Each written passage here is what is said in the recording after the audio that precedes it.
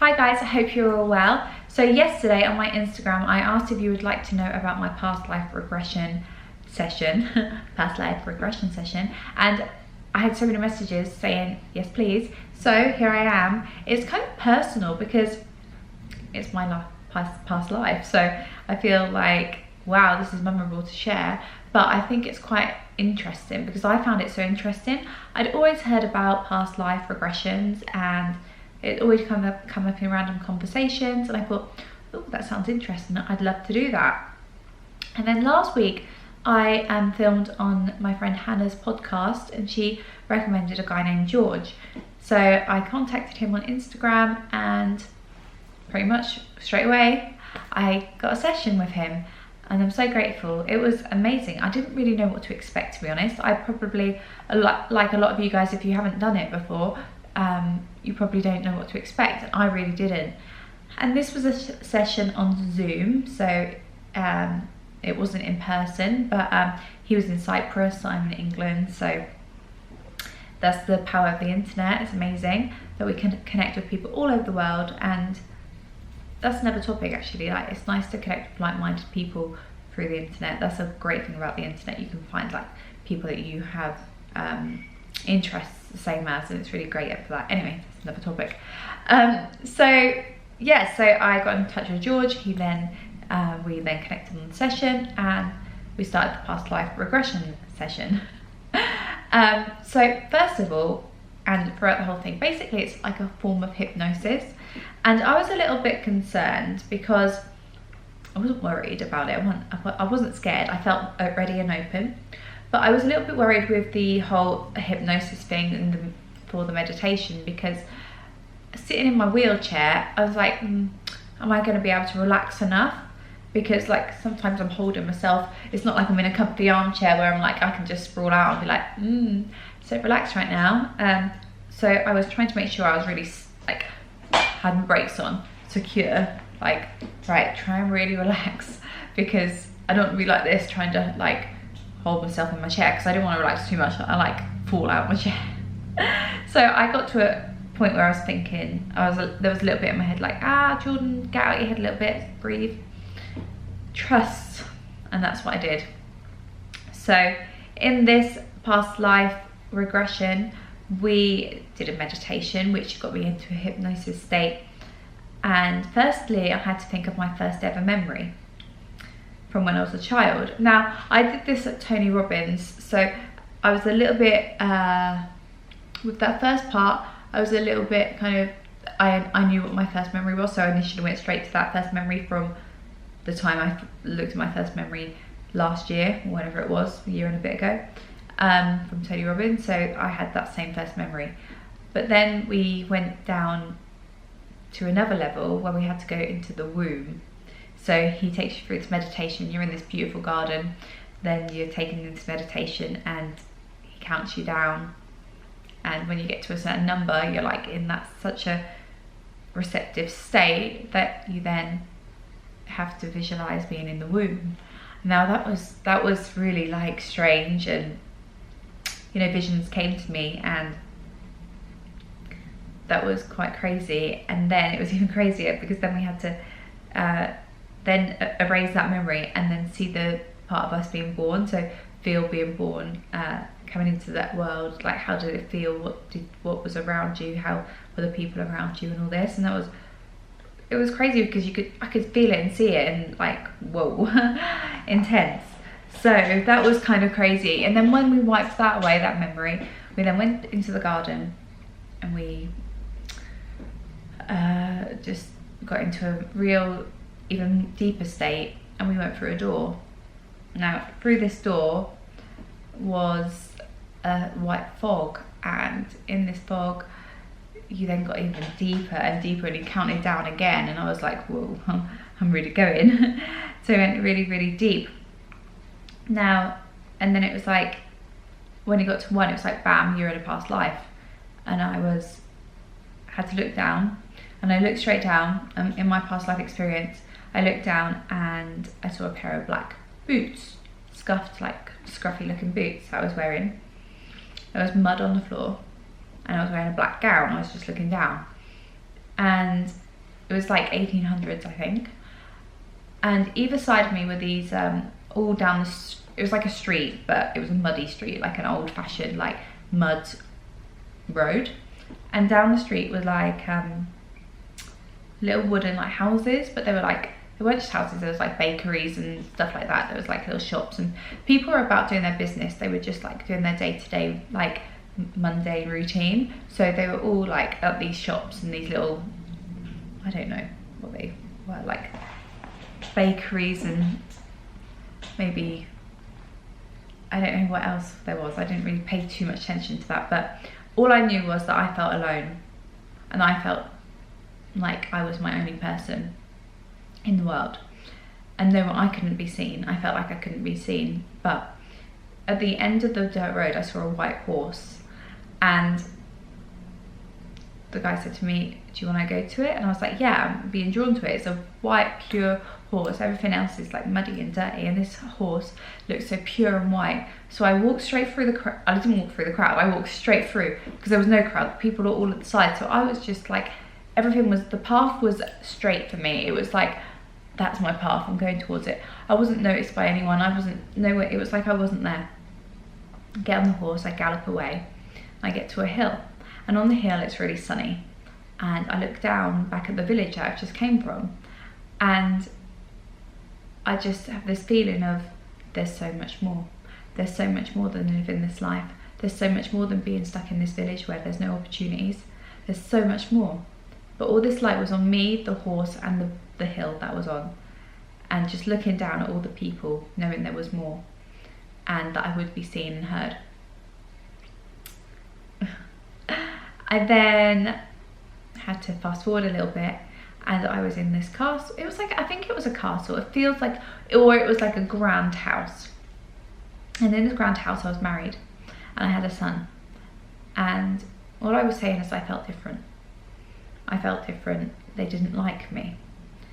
And so basically what it was because I was obviously from a poor background, and because I was from the village, and I married into this affluent family, which I wasn't supposed to, like, you know, in those times it was a bit frowned upon, and it felt like the family didn't like me. But my husband, like, loved me so much that he didn't care what they thought, even in that time period.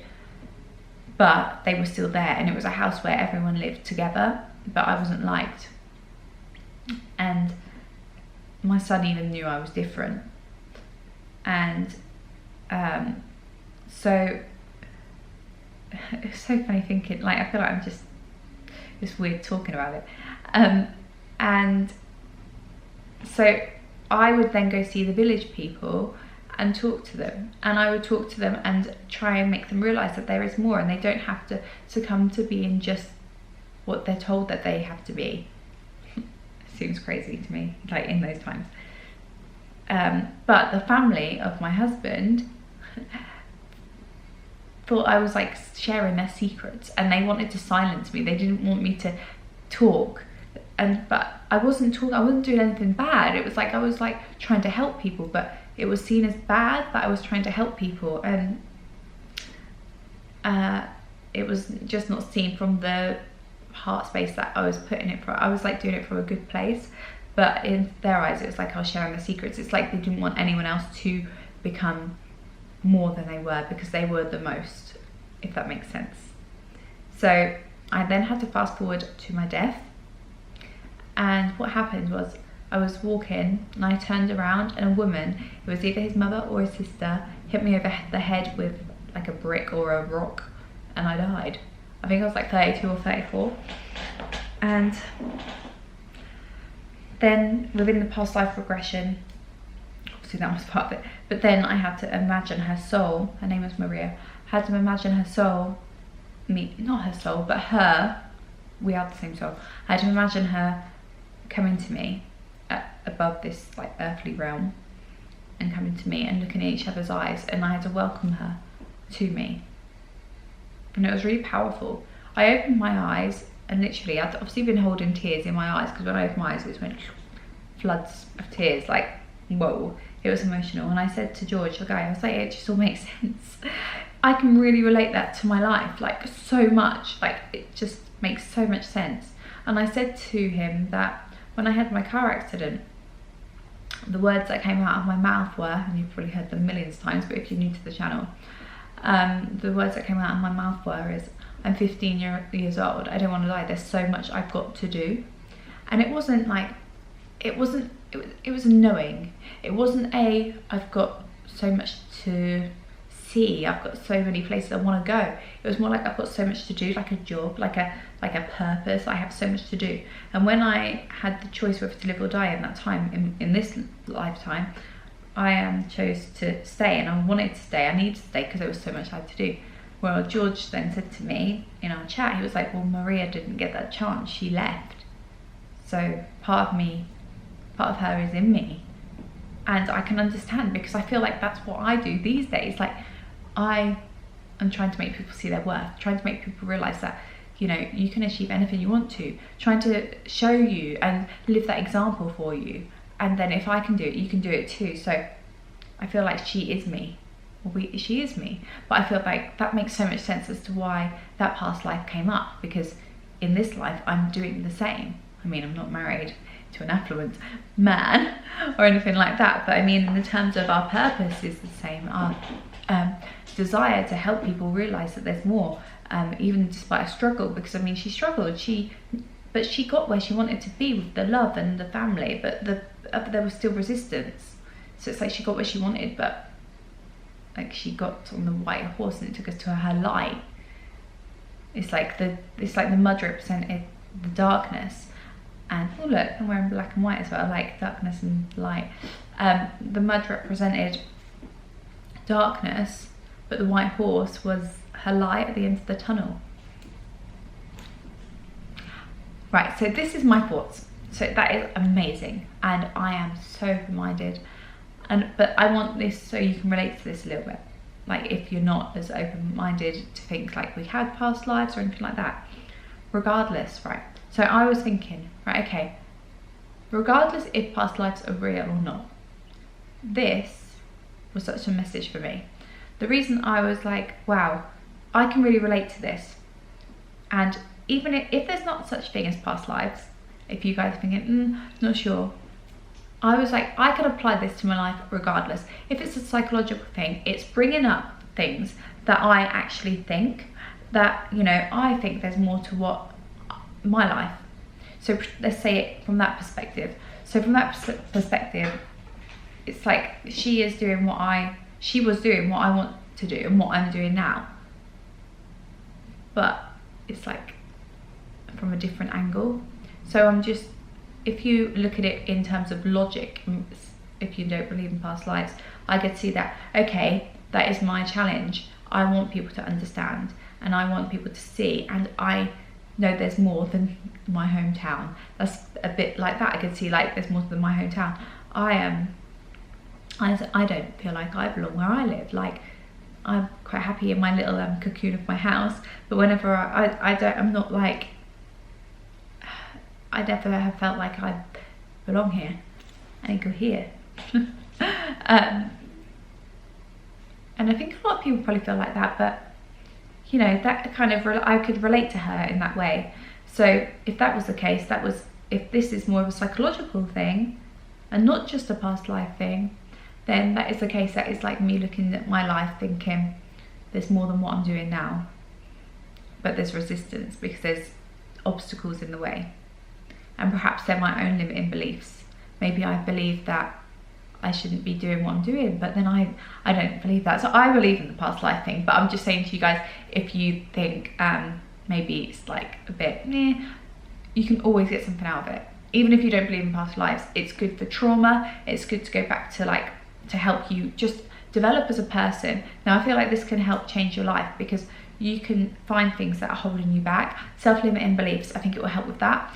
It will help with understanding yourself a little bit more, even if you believe in them, and if you don't believe in past life regressions. Either way, it will help you, because it's bringing up emotions and feelings that are relevant. And if you do believe in past lives like I do, then it could be karmic. So it's just a part of you know, your next journey, because you haven't solved that one yet. Like, so that's why I went back to her, because it's related to this life now, and I'm carrying a bit of it with me, but I'm now welcomed her in. I've welcomed her in to support me. I've welcomed her in to live through me even more than she did before, because I wasn't aware of her. But yeah, do you know what I mean? I kind of wanted to relate that to you in terms of like how you could apply this to your life, even if you don't necessarily believe 100% in past lives.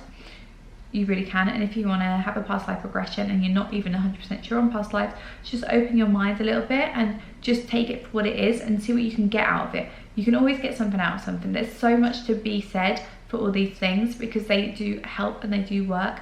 And for me, that was very emotional. To be honest, I felt very drained afterwards.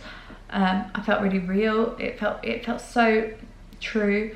And when I spoke to my mum even about being in her womb and stuff, I spoke to her about it, and I said something to her, and she was like, yeah. So, you know, it was real to me, and it was just kind of, I love new experiences, guys, don't you? Like, it was such an experience I'd never experienced before, and I'd love to do it again, like to perhaps go to another past life. I don't know. I was a female in the one just that I did yesterday, and I wonder who I was before. I would love to know. But yeah, her name was Maria, and I feel that she was either like Spanish, Italian. She was, you know, you don't always get all the answers. Like at first he asked me what's her name, and I was like, I don't know. It literally comes out. It's like spilling out of my mouth. But with that, I was like, I don't know. Later on, what is her name? And then Maria just came out. So it was a really cool experience, and very just confirming to what my life is now as well.